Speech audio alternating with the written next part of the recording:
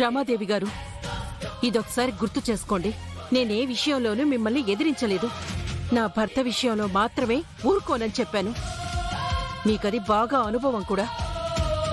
మర్యాదలు, గౌరవాలు ఆయన క్షేమంగా ఉన్నంతవరకే.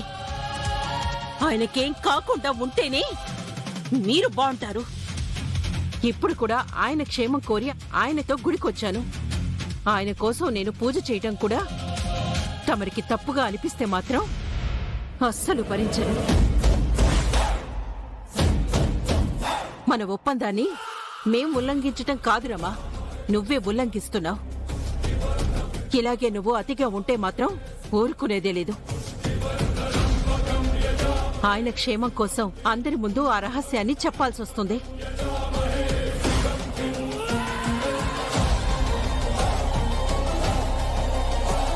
ఒప్పందాన్ని నువ్వు ఉల్లంఘించినప్పుడు నేను తప్పితే తప్పులేదు కదా. చెప్పు, అగ్రిమెంట్ ని బ్రేక్ చేయనా? చెప్పురమ్మా. బాలు నీ కోట్లోనే ఉంది. పిల్లలకి అందరికీ ఆ రహస్యాన్నంతా చెప్పేమంటావా? చెప్పు. ఏం చెప్పాల్సిన అవసరం లేదు. ఏదో ఆవేశంలో అన్నాను అంతే. మైండ్లో ఏదీ పెట్టుకోవద్దు. మీరిలాగే 2 ఏళ్లకో 5 ఏళ్లకో ఒకసారి వచ్చి పూజలు చేసుకోండి.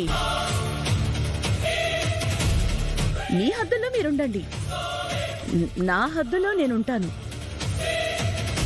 మన ఒప్పందాన్ని ముగ్గురం అలాగే కంటిన్యూ చేద్దాం, సరేనా?